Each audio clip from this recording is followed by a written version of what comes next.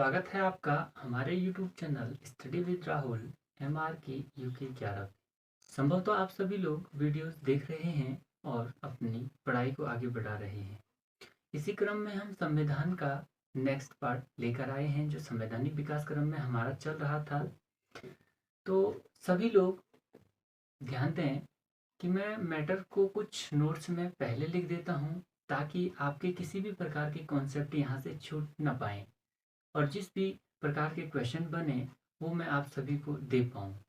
Videos की quality में जहाँ पे आपको अल्फ़ाबेट समझ में नहीं आते हैं, आप सेटिंग्स जब वीडियोस ओपन करते हैं तो वहाँ पे आप ऊपर की साइड को देखेंगे कि सेटिंग्स का ऑप्शन आता है। उसमें वीडियोस की क्वालिटी को आप थोड़ा सा चेंज कर सकते हैं अपनी सहूलियत के हिसाब से। तो उस हिसाब से आपको अल्फ़ाबेट समझ आएंगे। और जहाँ पे ज़्यादा ही दिक्कत है तो वहाँ पे मैं आप सभी को अपने मुंह से बोल के भी बताता हूँ कि क्या लिखा गया है। तो आप सभी थोड़ा ध्यान से जब पढ़ाई कर रहे हैं तो देखिए कहाँ पे मैं किस प्रकार से आप सभी को क्या चीज़ें बताता हूँ। तो आइए इसी क्रम में आज की क्लास शुरू करते हैं और देखते हैं संवैधानिक विकास के क्रम में 1909 1909 का भारत शासन अधिनियम, अर्थात इसे मार्ले मिंटो सुधार अधिनियम के नाम से भी जाना जाता है, क्योंकि जो मार्ले थे वो भारत सचिव थे और मिंटो जो थे वो भारत के वायसराय के रूप में जाने जाते थे। इनके कार्यकाल के दौरान यह भारत शासन अधिनियम आया, तो इसलिए इसे मार्ले मिंटो सुधार अधिनियम के नाम से भी जाना जाता है। इस अधिनियम के तहत क्या क्या प्रावधान किए गए, इससे संबंध में पहला प्रावधान है कि इस अधिनियम के तहत भारत में सांप्रदायिक निर्वाचन की शुरुआत की गई। सांप्रदायिक निर्वाचन का तात्पर्य है मुसलमान अर्थात मुस्लिमों हेतु पृथक से निर्वाचन क्षेत्र की व्यवस्था करना, यानी किसी संसदीय क्षेत्र को केवल मुस्लिम सदस्यों के लिए ही आरक्षित घोषित कर देना, उसे सांप्रदायिक निर्वाचन प्रणाली के अंतर्गत रखा जाता है। यानी किसी जाति धर्म के आधार पर किसी क्षेत्र विशेष को आरक्षित घोषित कर देना, वो सांप्रदायिक निर्वाचन के अंतर्गत आता है। यहीं से ब्रिटिश की बांटो और राज करो की नीति को वैधानिकता प्राप्त होती है और ब्रिटिश किस प्रकार से यहाँ पर अपनी शोषण की नीतियाँ अपनाती है। उसी के तहत आप जानेंगे कि भारत में जो सांप्रदायिक निर्वाचन के जनक हैं वो लॉर्ड मिंटो एवं मार्ले को जाना जाता है। लॉर्ड मिंटो एवं मार्ले भारत में यहाँ से क्वेश्चन पूछे जाते हैं कि किसे भारत में सांप्रदायिक निर्वाचन के जनक के रूप में जाना जाता है तथा किस अधिनियम के तहत भारत में सांप्रदायिक निर्वाचन की शुरुआत की गई। तो 1909 के भारत शासन अधिनियम के तहत की गई। उसी के बाद इस अधिनियम के तहत यानी 1909 के भारत शासन अधिनियम के तहत जो वायसराय की कार्यकारिणी परिषद होती थी, उसमें प्रथम भारतीय के रूप में सत्येंद्र नाथ सिन्हा को नियुक्त किया गया। क्योंकि आपने इससे पहले के अधिनियमों में देखा कि वहां पे किसी भी भारतीय को सदस्य नहीं बनाया जाता था। तो जैसे ही इस अधिनियम में प्रावधान किया गया कि जो गवर्नर की पहले कार्यकारी परिषदें होती थी और वायसराय के नाम बदलने से ये वायसराय की कार्यकारिणी परिषद कहलाई। तो जब वायसराय की कार्यकारिणी परिषद कहलाई तो इस अधिनियम के तहत इसमें प्रथम भारतीय के रूप में सत्येंद्र नाथ सिन्हा को चुना गया। क्वेश्चन बनता है यहाँ से कि किस अधिनियम के तहत गवर्नर या वायसराय की कार्यकारिणी परिषद में प्रथम भारतीय के रूप में किसे चुना गया। तो क्वेश्चंस बनाने का और पूछने का सबका अपना अपना तरीका होता है। आयोग किस तरह से आपसे क्वेश्चंस पूछते हैं और आप किस तरह से क्वेश्चंस बनाते हैं, यदि आपके सभी कॉन्सेप्ट क्लियर किए जाते हैं तो आप अपने हिसाब से भी क्वेश्चनों को बना सकते हैं। तो इसी के तहत इस अधिनियम के तहत 1909 के अधिनियम के तहत विधान परिषद में पहली बार पूरक प्रश्न पूछने की अनुमति प्रदान की गई। इससे पहले प्रश्न पूछने एवं बहस करने की अनुमति भारतीयों को दी गई थी, लेकिन यहाँ से प्रश्न पूरक प्रश्न पूछने की, अर्थात किसी अन्य प्रश्न के स्थान पर दूसरे प्रश्न को पूछने की अनुमति यहाँ प्रदान की गई। और इस अधिनियम के तहत ही केंद्र एवं प्रांतीय विधानसभाओं में निर्वाचित सदस्य संख्या में वृद्धि कर दी गई और जो निर्वाचित सदस्य संख्या है उसमें वृद्धि कर दी गई।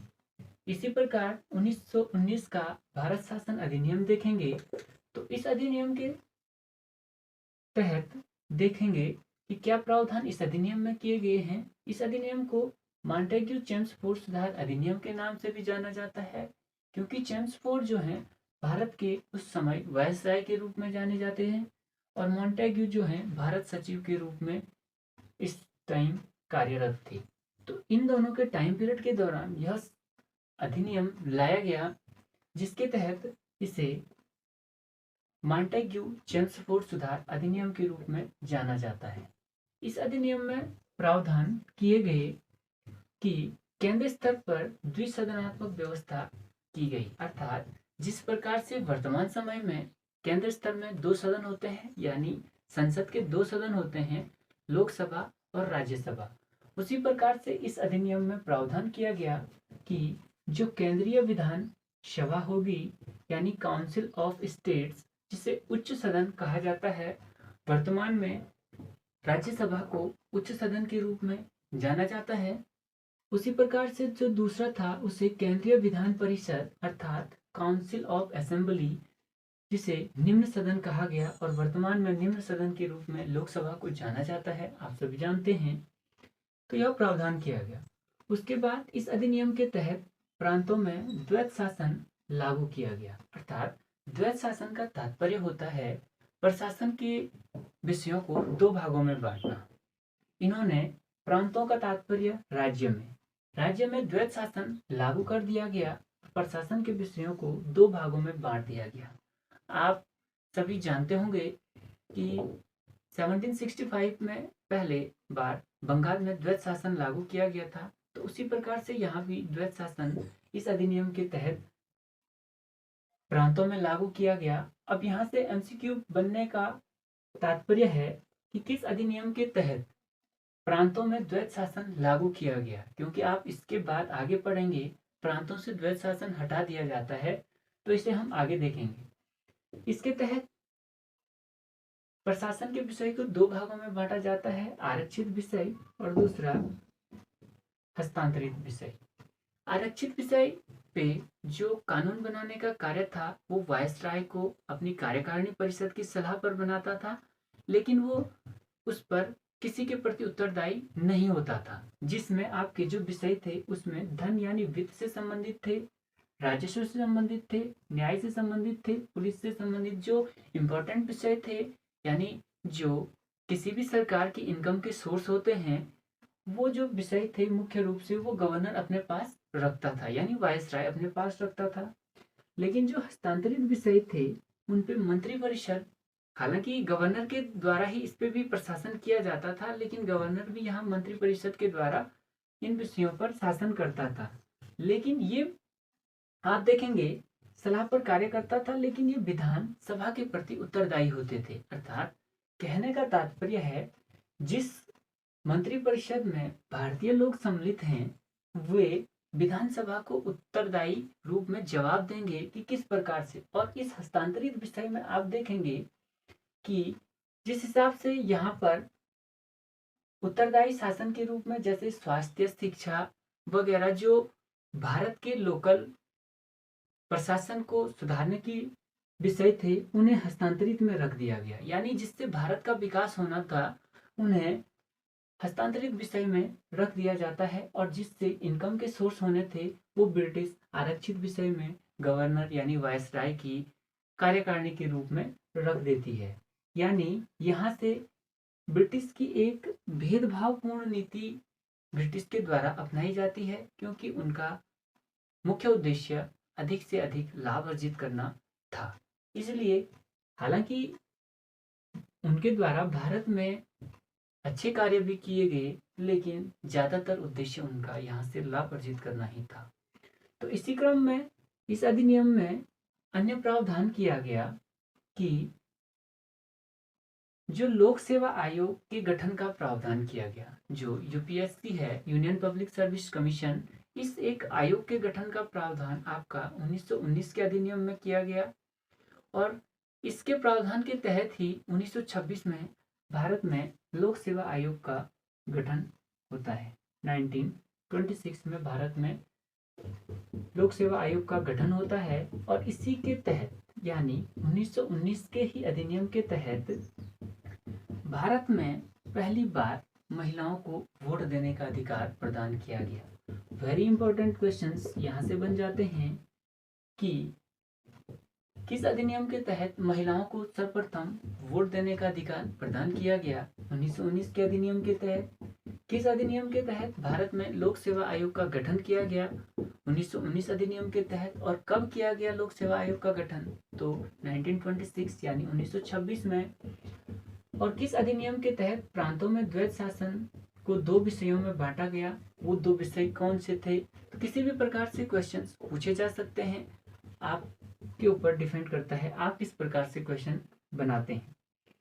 उसके बाद इसी अधिनियम 1919 के अधिनियम के तहत प्रत्यक्ष चुनाव यहाँ से अपनाया गया, क्योंकि इससे पहले अप्रत्यक्ष रूप से चुनाव किया जाता था, यानी सदस्य चुन लिए जाते थे। लेकिन इस अधिनियम के तहत प्रत्यक्ष चुनाव प्रणाली को अपनाया गया और इसी के तहत इस अधिनियम के तहत सांप्रदायिक निर्वाचन प्रणाली, जो आपने इससे पहले अभी देखा 1909 के अधिनियम में जो सांप्रदायिक के आधार पर सीटों को आरक्षित किया गया, उसी के आधार पर यहाँ पे जो सांप्रदायिक निर्वाचन प्रणाली है उसमें विस्तार कर दिया गया और सभी धर्मों के लिए सीटें आरक्षित कर दी गई। सिख धर्म के लिए यहाँ पे सीटें आरक्षित कर दी गई। कहीं ना कहीं ब्रिटिश भारत को अनेक खंडों में विभाजित करना चाहता था, ताकि इस प्रकार ब्रिटिश जानते थे भारतीयों को एकत्रित न हो करके वे उनकी मंशा को न समझें और उन्हें अलग अलग भागों में, अर्थात चाहे वो धार्मिक हो चाहे वे जातिगत रूप से हो, उन्हें विभाजित करने का उद्देश्य था, ताकि एक रूप से एकत्रित न हो करके वे ब्रिटिश के विरुद्ध कभी भी खड़े न हो पाए।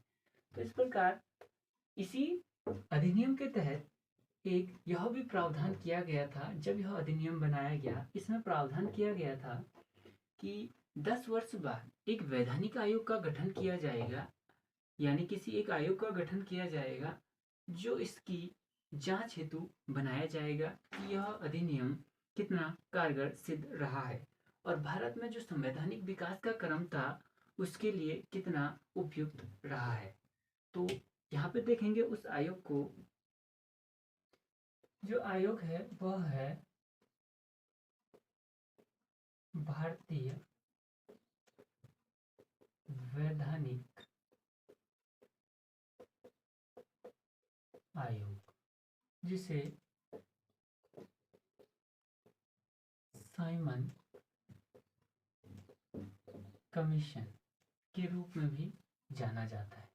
यानी इस अधिनियम में प्रावधान किया गया कि 10 वर्ष बाद, लेकिन यह 10 वर्ष बाद न आकर के यह समय से पहले नवंबर 1927 में यह भारत पहुंचता है।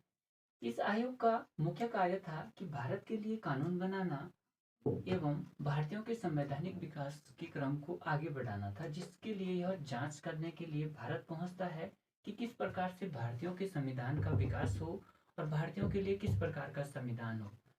यह एक आयोग जो था वो 7 सदस्यीय आयोग था। 7 सदस्यीय आयोग था, जिसमें सातों के सातों जो सदस्य थे वो ब्रिटिश थे। जब सातों के सातों सदस्य ब्रिटिश हैं और आप कानून बनाने आए हैं भारत के लिए, यानी कोई भी भारतीय सदस्य इसमें सम्मिलित नहीं है, तो जब आपने भारतीयों के लिए कानून बनाना है तो इनमें भारतीयों को भी सम्मिलित किया जाए, क्योंकि भारतीय अपनी परिस्थिति को ज्यादा अच्छे से जानते हैं। उन्हें पता है कि किस प्रकार का कानून हमारे देश के अंतर्गत चलाया जा सकता है। हालांकि उनके द्वारा शासन यहाँ पे किया जा रहा था, लेकिन भारतीय अपनी देश की स्थितियों को, परिस्थितियों को अच्छे से जानते थे, इसलिए वे भारतीयों के द्वारा इस कमीशन का विरोध किया गया और विरोध किया गया जो लाहौर में विरोध के दौरान 1928 में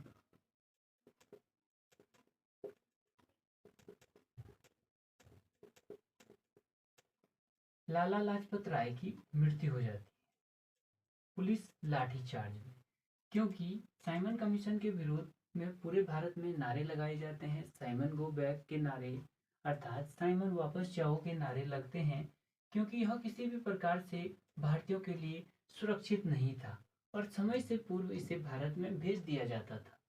इस जो अध्यक्ष थे वो सर जॉन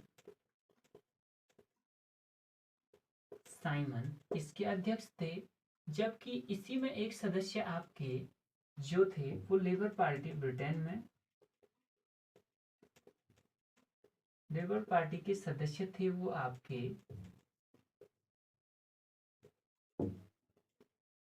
क्लेमेंट एटली, जो ये बाद में भारतीय स्वतंत्रता के पक्षधर होते हैं, क्योंकि बाद में ब्रिटेन में चुनाव होते हैं और लेबर पार्टी की सरकार बनती है और ये भारत की स्वतंत्रता के पक्ष में होते हैं और भारत को स्वतंत्रता प्रदान करवाने के समय ये पद पर बने रहते हैं। इस प्रकार से हमने देखा कि किस प्रकार से संवैधानिक विकास का क्रम आगे बढ़ता है। इसके बाद नेक्स्ट वीडियोस में आप ये संवैधानिक विकास का क्रम समाप्त हो जाएगा और हम पहुंच जाएंगे सीधे सीधे अपने संविधान के क्रम में कि हमारा संविधान का निर्माण कैसे होता है, कैसे बनता है, उनकी समितियां कौन कौन सी हैं, वे सभी हम नेक्स्ट वीडियोस के बाद देखेंगे और आज की क्लास को यहीं समाप्त करते हैं।